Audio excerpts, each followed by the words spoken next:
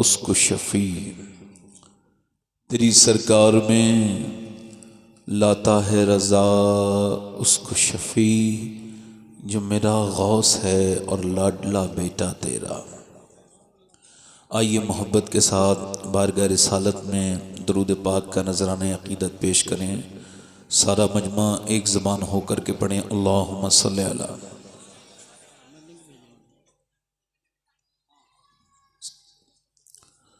बाद हम्द दुरूद लायक़े ताज़ीम व तकरीम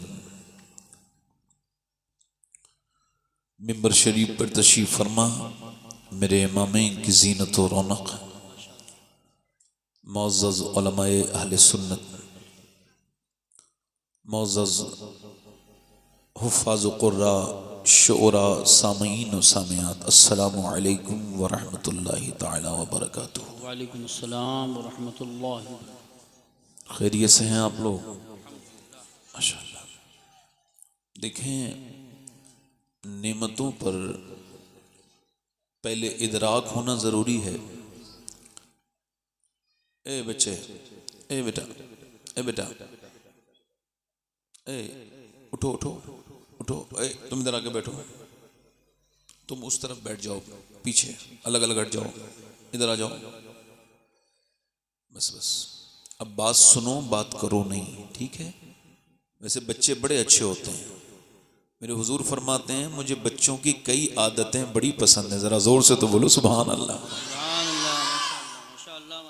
फरमाते हैं मेरे हुजूर के बच्चों में बेहतरीन आदत ये है, 3 आदतें बता रहा हूँ जो हुजूर ने फरमाई। फरमाते हैं एक आदत ये होती है कि घर बनाते हैं बड़ी मेहनत से, कल के लिए नहीं रखते, तोड़ वोड़ के चले जाते हैं, सोचते हैं कल फिर बना लेंगे।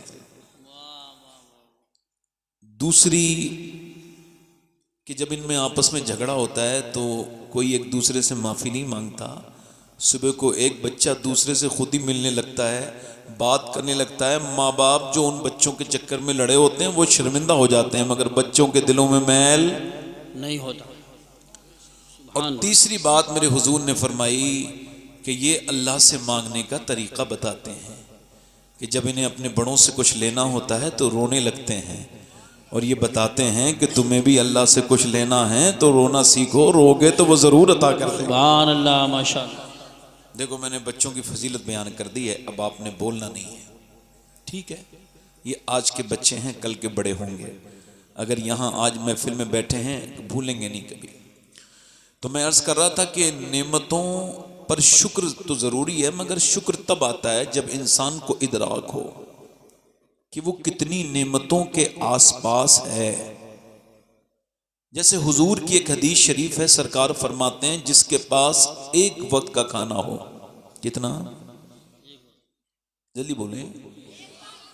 और फरमाते हैं उसके पास सेहत हो, क्या हो बोलो? हाँ।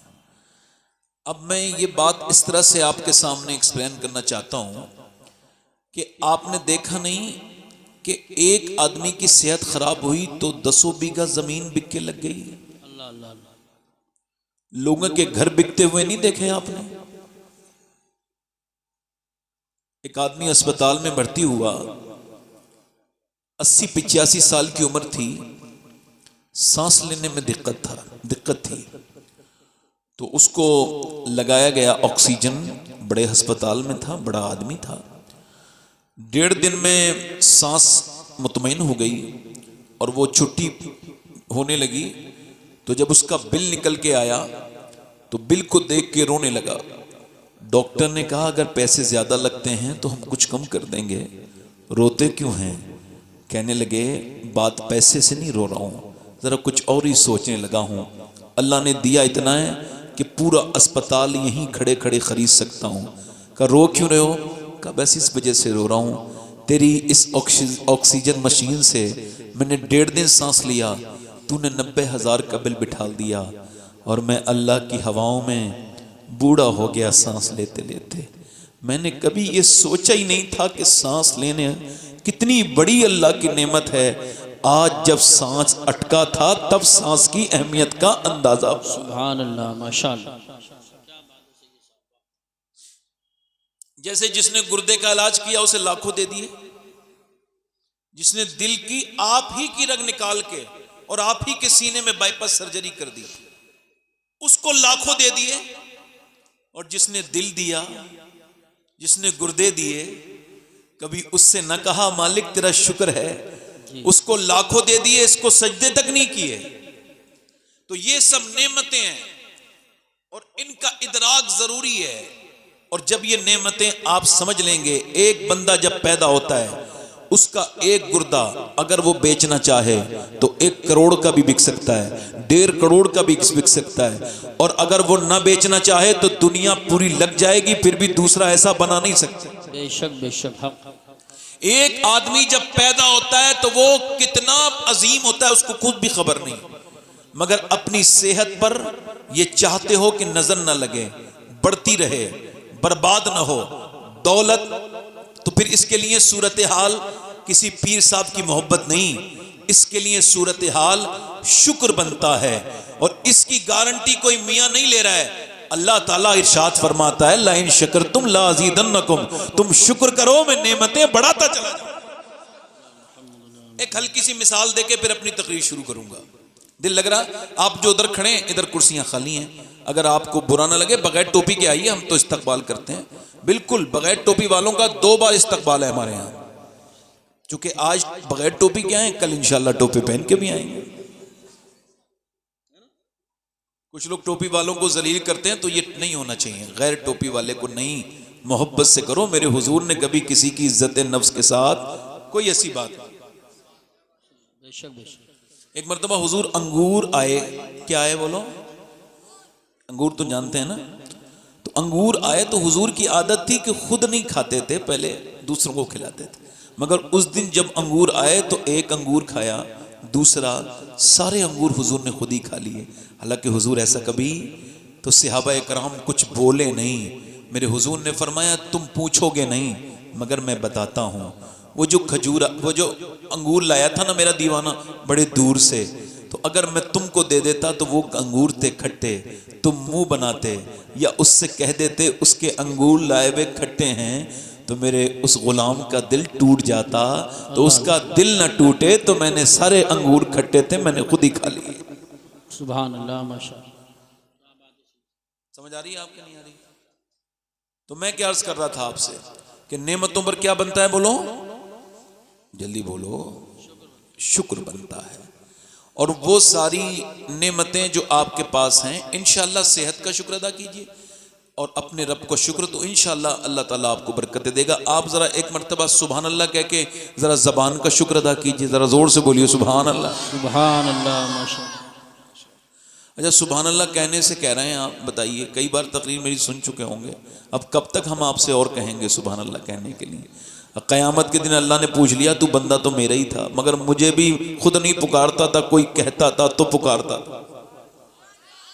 हालांकि सुभान अल्लाह का मतलब है अल्लाह पाक है और अल्लाह के पर किसी का कोई फर्क नहीं पड़ता कि वो कुछ कहे उसको तो उस पर फर्क पड़े। उसको रहीम कहो, उसके ऊपर कोई फर्क नहीं, वो तो है ही रहीम। उसको करीम कहो, उस पर कोई फर्क नहीं है। मगर मेरे हुजूर फरमाते हैं जो कहता है उस पर फर्क पड़ता है। बेशक बेशक। अगर तुम उसको रहीम कहोगे तो तुम्हारे दिल में रहम उतार देगा, करीम कहोगे तो दिल में करम उतार देगा।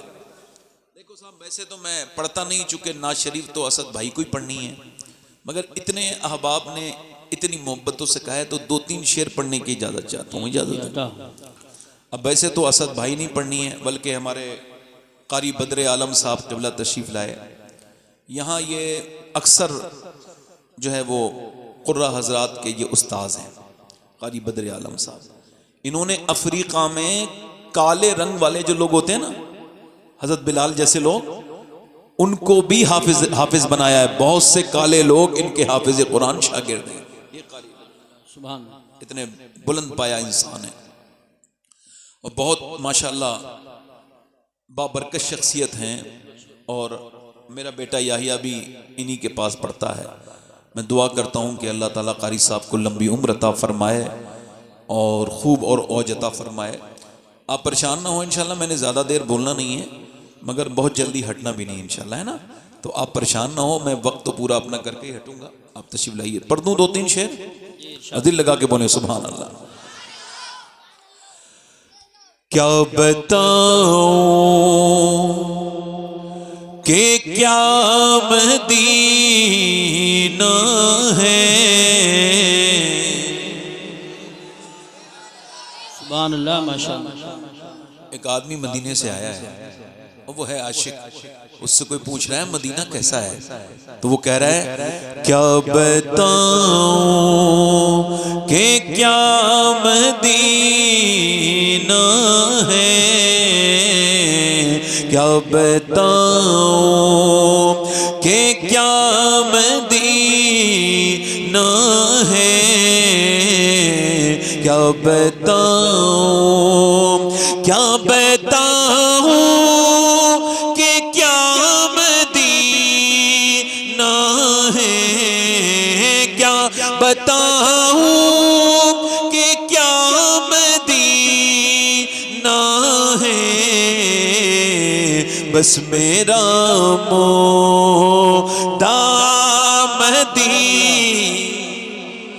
सुभान अल्लाह सुभान अल्लाह। बस मेरा मोदा मदीना। आप पढ़ें मेरे साथ, सबको नात पढ़नी चाहिए, पढ़ें बस मेरा मोदा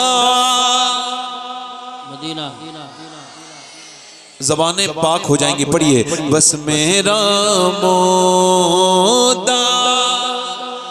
सुभान अल्लाह सुभान अल्लाह। और दुनिया वाले तो दर्द देते हैं, दुनिया वाले तो दर्द देते हैं,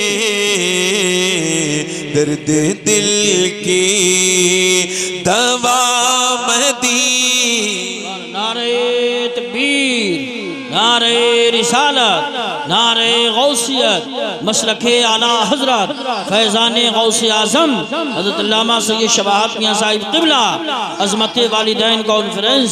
सुभान अल्लाह सुभान अल्लाह। और मदीने जाना आसान है मगर लौटना मुश्किल है, मुश्किल बहुत दर्द वाला है। मेरा इमाम कहता है, गालिब ने कहा था कि दिल ही तो है न संगो खेश, दर्द से भरना आए क्यों, रोएंगे हम 1000 बार कोई हमें रुलाए क्यों। और मेरे इमाम ने उसको जवाब दिया, फिर के गली गली तबाह ठोकरे सबकी खाए क्यों, और दिल को जो अक्ल दे खुदा या रसूल अल्लाह तेरी गली से जाए। सुभान अल्लाह माशाअल्लाह। ऐसे मदीना ना जाया करो कि बगैर ऐसी चले गए, ना कोई तैयारी, ना कुछ सीखा, ना समझा क्या अदब है, क्या करना है क्या नहीं करना है। काबे में सेल्फियां ले रहे हो, मदीने में सेल्फियां ले रहे हो, और तुम भागे दौड़े फिर रहे हो। तुमने क्या उसको पिकनिक अब समझ लिया है? चले गए इधर की तस्वीर खींच दी, बीबी के साथ तस्वीर खींची और इंस्टाग्राम पे लगा दी, माज़अल्लाह तौबा तौबा। शर्म नहीं आती लोगों को? तुमने मदीना देखा, जैसे गए वैसे ही आ गए। मदीना देखना है तो बरेली वालों से पूछो कैसे मदीना देखना है। आला हज़रत के भाई अल्लामा हसन मदीने गए, उस्तादे ज़मन, छोटे मोटे आदमी का नाम नहीं है उस्तादे ज़मन, बहुत बड़े शायर हैं। तो जब वो गए ना मदीने, तो मदीना पहले ऐसा नहीं था, जंगल में गए तो पाँव में कांटा लग गया, तो उन्होंने उस कांटे को निकाला और निकालने के बाद उसको चूमा और कहा, ए खारे मदीना, खार कहते कांटे को, ए खारे मदीना पाँव से क्या काम तुझे, आ मेरी जान मेरे दिल में है रास्ता तेरा। सुभान अल्लाह माशाअल्लाह माशाअल्लाह। ये मेरे दिल में तेरा रास्ता है। आप मदीने गए हैं, आपको कुछ एहसास ही नहीं मदीना क्या है। हज़रत उवैस करनी अपने विसाल, हुजूर के विसाल के बाद मदीना शरीफ गए तो मदीने में उन्होंने पाँव नहीं रखा। किसी ने पूछा क्यों? रोते हुए वापस चले गए। कहने लगे, जिस मिट्टी के अंदर मेरे आका तशरीफ रखते हैं उसके ऊपर पाँव रखते हुए मुझे शर्म आती है। हरम की जमीन और कदम रख के चलना, अरे सर का मौका है, अरे सर का मौका है ओ जाने वाले।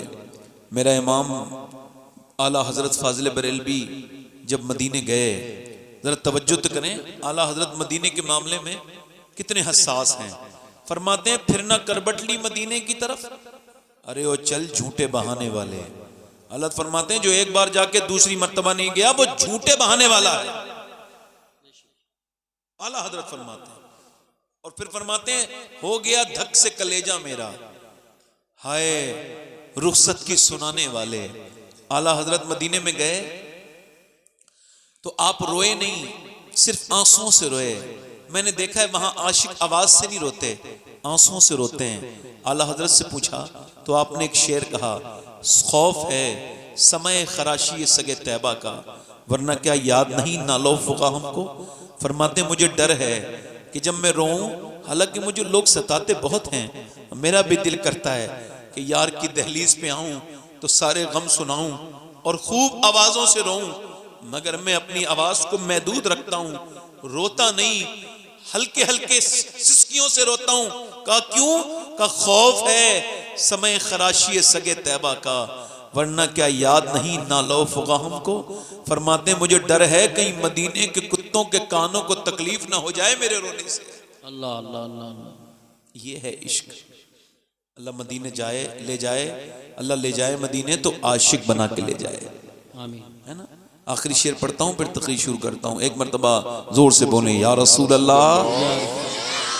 उठ के जाऊं कहां मदीने से, उठ के जाऊं कहां मदीने से, क्या कोई दूसरा सुभान अल्लाह माशाअल्लाह। पढ़ो क्या कोई दूसरा, और दिल फिदा है मदीने वाले पर। पढ़िए मेरा दिल फिदा है, पीछे से भी पढ़िए, दिल फिदा है, दिल फिदा है मदीने वाले पर। दिल मुनव्वर, दिल मुनव्वर मेरा सुभान अल्लाह सुभान अल्लाह। वाह वाह वाह वाह। दिल मुनव्वर मेरा मदीना। क्या बताऊं। मैं अपनी तकरीर शुरू कर रहा हूँ, इको कम करें भाई, और बाद में इस इको का याद रखिएगा, यही इको देना है असद भाई को। बहुत अच्छा माइक चल रहा है, शानदार, एक नंबर।